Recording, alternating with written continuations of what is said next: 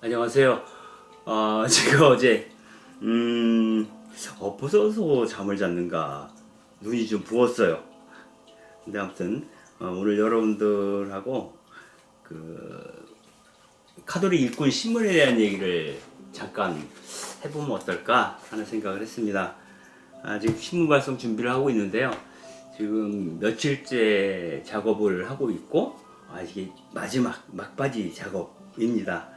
그래서 저희가 벌써 이 카톨릭 일꾼 신문이 볼륨 44 44번째 내는 신문이고요. 그래서 이번 그 호에서는 무엇을 좀 다루면 좋을까 이런 생각도 해보기도 하고, 또 일면에 항상 제가 글을 하나씩 짧게 쓰고 있어요. 그래서 일면에는 이번에 뭔 글을 쓸까 이런 고민하다가 요즘 제일 강력하게 느낌으로 오는 거는 황교안 시인의 시집입니다. 특별히 이 황교안 시인이 그 해월 최시영, 즉 그 동학의 2대 교조라고 하는데, 그분의 이야기를 동학 연작으로 이렇게 실었어요. 그 내용이 아주 특별하게 다가왔고요.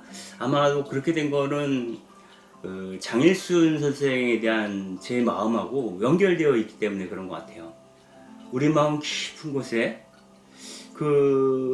우리네 조상으로부터 내려온 어떤 그런 혁명적인 사고, 혁명적인 기운, 아마 그런 것들이 가장 극적으로 응축된 것이 동학이라고 보고요.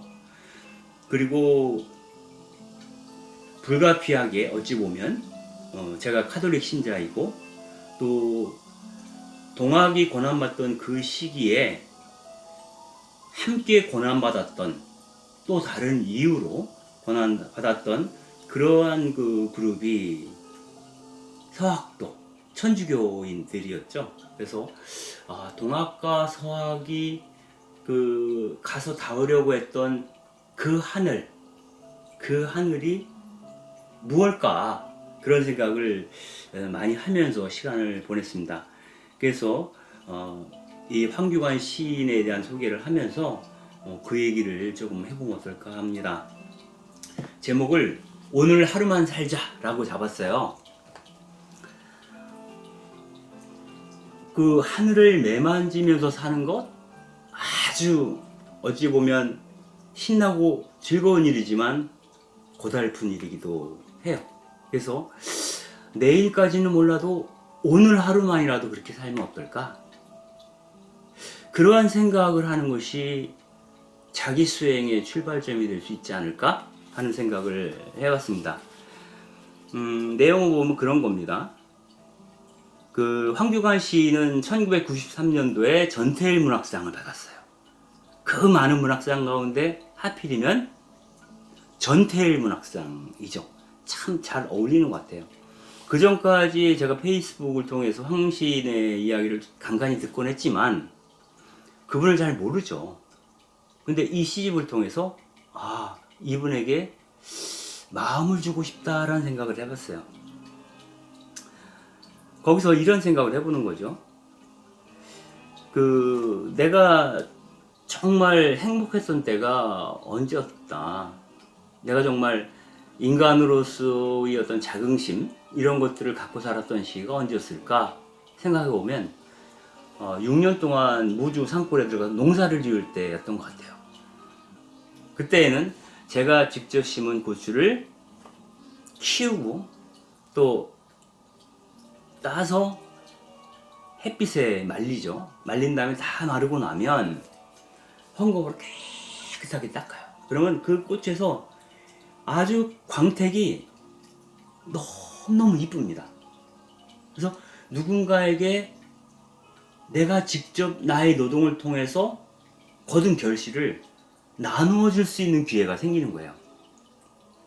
제가 이른바 천주교 사회운동을 하면서 천주교 사회문제연구소, 그 다음에 격월관 잡지 공동선, 노동사목, 정의구현사재단 등등 이런 데서 활동을 했지만 이 모든 활동은 다 후원에 의지해서 했던 활동이에요. 누군가로부터 직접적으로 도움을 받지 않고서는 그 일을 계속할 수 없었던 거죠. 늘 받는데 어찌 보면 익숙했던 거 아닌가?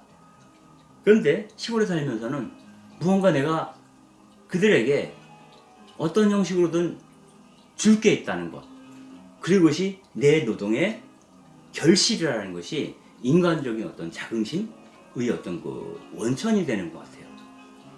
그런데 다시 서울에 올라와서 생활하다 보니 다시 후원에 의지해서 지금 일을 하고 있지 않습니까? 이런 것들이 마음 한켠으로 상당한 부담으로 다가오는 것도 사실입니다. 황교안 시인이 최근에 쓰신 뒤로 걷는 길이라고 하는 이 시에 보면 차비 얼마라는 시가 있어요. 그 내용이 이렇습니다. 멀리서 왔다고 누군가 호주머니에 차비를 넣어줄 때 고맙기도 하지만 나는 약간 어두워진다. 가만히 털 깎이는 양이 된다. 거절하면 안 되지. 그렇다고 넙죽 받는 것도 내 노선은 아니다. 어떻게 살 것인지 묻는 질문 같아서 내 호주머니는 침묵에 빠지고 만다. 그이가 준 내밀은 차비를 집어넣으면서 그 차비가 마치 그래, 너 어떻게 살 건데? 라고 묻는 질문 같아서 내 입이 침묵에 빠져든다 라고 황교안 시인이 이야기를 하고 있습니다.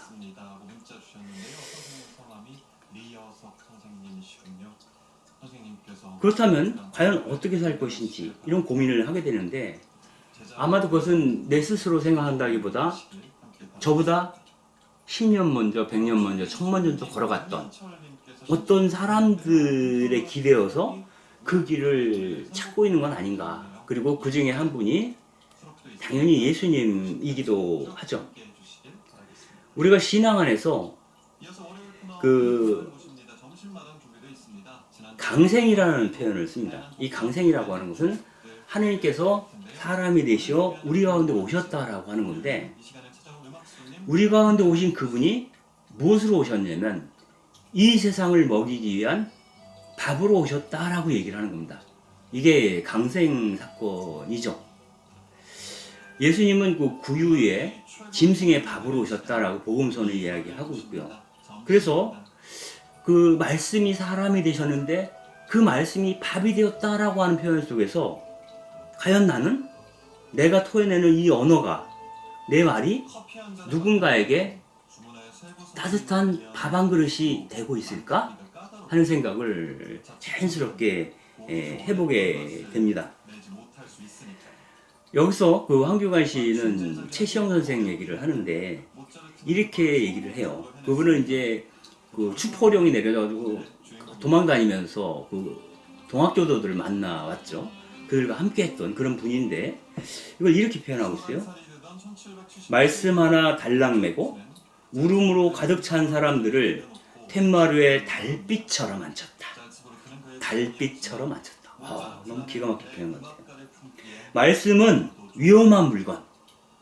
복음서가 그러했듯이 먼 강물을 바라보는 두근거림.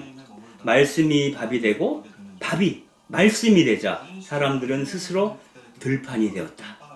제방을 넘보는 물결이 되었다. 말씀이 말씀을 낳고 기르고 찰랑이는 운물이 되었다. 땅 아래 깊은 물길이 되었다. 내 언어도 누군가에게 밥이 되고 그 지하에 흐르는 그 물길이 되어줄 수 있을까? 그럴 수 있다면 누군가 샘을 파서 그 물을 얻어 마시고 다시 기운을 차려 뭔가 새로운 일을 할 수 있지 않을까 하는 생각을 해보는 거죠. 여기서 그 동학의 포공문을 시어로 황시인께서 전해주고 있는데 이 말은 정말 우리가 가야 할 길, 그 좌표가 무엇인가를 너무너무 분명하게 보여주고 있는 것 같아요. 한번 읽어볼게요. 사람을 죽이지 말며 물건을 버리지 말며 발의 흙덩이를 미워하지 말며 흐르는 물을 막지 말며 장작을 썩히지 말며 구부러진 길을 함부로 펴지 말며 꽃잎에 앉은 나무를 쫓지 말며 어린아이의 눈빛 앞에서 탄식하지 말며 거친 손을 멸시하지 말며 똥 묻은 옷을 타박하지 말며 믿음을 조롱하지 말며 노래를 혼자 부르지 말며 죽은 이를 망각하지 말며 하늘을 잡다하게 가리지 말며 땅에다 포탄을 떨어뜨리지 말며 울음과 웃음을 바람과 풀을 갈라놓지 말며 땀 젖은 몸을 피하지 말며 어둠을 철거하지 말며 지는 해를 영영 보내지 말며 뛰는 가슴을 부끄러워하지 말며 홈이 대신 기계를 숭배하지 말며 기도하는 허리를 부러뜨리지 말며 사람 아닌 것들도 죽이지 말며 모시고 살리고 가꾸고 절하고 꿈꾸고 기도하는 허리를 부러뜨리지 말며 사람 아닌 것들을 죽이지 말며 모시고 살리고 가꾸고 절하고 꿈꾸고. 동학 가르침이 이런 거라면 당연히 무의당 장희수 선생도 그 동학을 흠모할 수밖에 없겠죠. 그리고 그 김지아 씨가 동학과 증산에 매료되었던 이유도 아마 여기 있었을 것 같아요. 그리고 그 권정생 선생님의 마지막 작품이 한티제의 하늘이지 않습니까? 그 소설에서 동학교도들에 대한 얘기가 나와요. 여기서 권 선생님은 그렇게 얘기를 하죠. 동학은 하늘을 매만지면서 사는 사람들에 관한 이야기라고 얘기를 하고 있어요. 정말 그 하늘 많이 갖고 있는 그 가난한 사람들이 한없이 푸른 하늘을 희망하며 노래했던 바로 그것이 동학이 아니었을까 하는 생각을 잠시 해봅니다. 그래서 고통과 가난 속에서 오히려 아름다웠던 사람들, 그 사람들이 그들이고, 그래서 이들처럼 황교안 시인도 그들의 뒤로 걸어가 저녁 불빛이 되기를 희망합니다. 저녁 불빛, 한낮의 태양빛이 아니에요. 저녁 불빛. 가난하지만 한 가족이 자리에 모여서 나즈키 소곤거리면서 따뜻한 밥 한 그릇 먹을 수 있는, 또는 기도할 수 있는 그러한 저녁 불빛이 되고 싶다. 그들을 잔잔히 비추어주는 그 불빛이 되고 싶다라고 얘기를 합니다. 그래서 이렇게 얘기를 하죠. 차라리 뒤로 걸어 가난한 배롱나무 그림자에게로 가야지. 쓰러진 함성과 노래를 누더기 삼아 담장 너머로 가던 주먹밥과 밭일을 끝낸 저녁 불빛이 돼야지. 이제는 앞을 보며 뒤로 걸어야지. 어둠이 되어 어둠을 사랑해야지. 뒤가 앞이 되게 해야지. 뒤도 앞도 사라지게 해야지. 마치 마니피캇을 읽는 듯한 그런 느낌을 받습니다. 정말 근데 우리가 그렇게 살 수 있을까요? 또 그런 날이 올까요? 우리가 이러한 말씀들을 거룩하게 받아들일 수 있지만 그 말씀대로 사는 건 굉장히 어려워요. 우리가 시를 지어서 노래할 수 있지만 또 밥을 지어서 남을 먹이는 것은 쉽지 않아요. 세상의 그 가련한 인생들을 모시고 살리고 가꾸고 그들 앞에서 절하고 함께 꿈꾸는 것은 그리 쉬운 일이 아니죠. 그리고 그러한 길을 선택하는 순간 나도 그 가련한 인생 중에 하나가 될 수 있다라고 하는 것을 받아들일 용의가 있어야 하죠. 그러나 우리는 현실을 살아가는 존재라서 늘 나 자신과 내 주변을 살피게 돼요. 그러다 보면 주저하고 망설이게 되죠. 저도 그 중에 하나이죠. 그래서 어둠 속에서 어둠이 되어 그 어둠조차도 사랑한다는 것. 지금 그 어둠 속에 앉아있는 사람들과 함께 있는다는 거 그리 쉽지 않습니다. 그래서 황규관 시인은 그 시집 맨 앞부분에 오늘 하루만이라는 시를 배치하고 있어요. 이분은 더도 덜도 말고 오늘 하루만 그렇게 한번 살아보자 라고 이야기하는 것처럼 들려요. 이렇게 얘기하는 거죠. 저물녘에 슬픔이 밀려온데도 오늘 하루만 살자. 걸으면서 꿈을 다시 꾸고 씨 뿌리듯 노래를 듣고 보리 한 줌 넣은 쌀을 안 치고 흩어진 일을 조금 더 간추려 놓고 오늘 하루만 살자. 가난과 기도와 투쟁과 함께 오늘 하루만 더도 말고 아픈 손가락 한 번 더 만져주고 햇볕에 빨래 널고 쓰레기 버리고 오늘 하루도 애를 태우며 오늘 하루 더 땀을 흘리며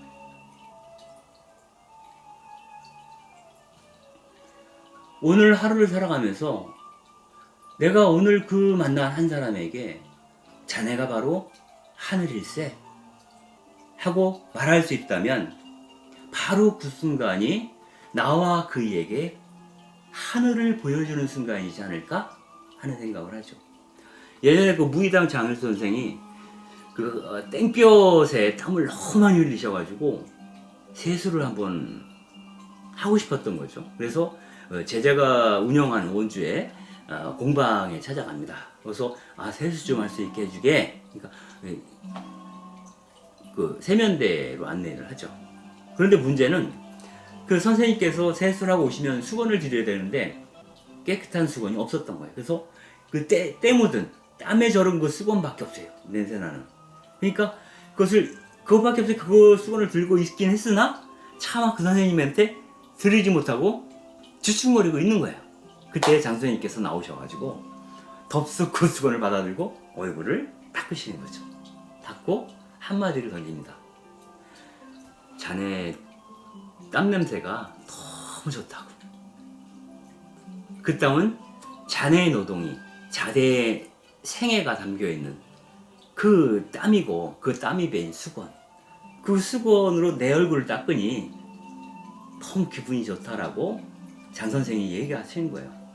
그래서 이 장 선생님은 정말 타인에게 하늘을 열어줄 수 있었던 그런 분인 것 같아요. 이 작은 친절이 쉬울 것 같지만 쉽지 않거든요.